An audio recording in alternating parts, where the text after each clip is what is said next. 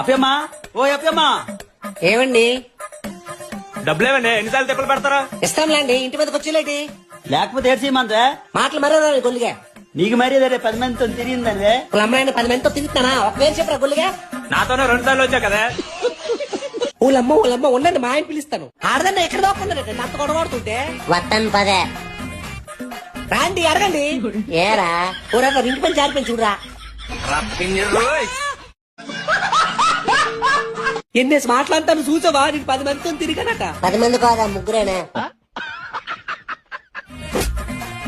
అదే మాట్లాడరా, ఆడదానివే చేతకనావే.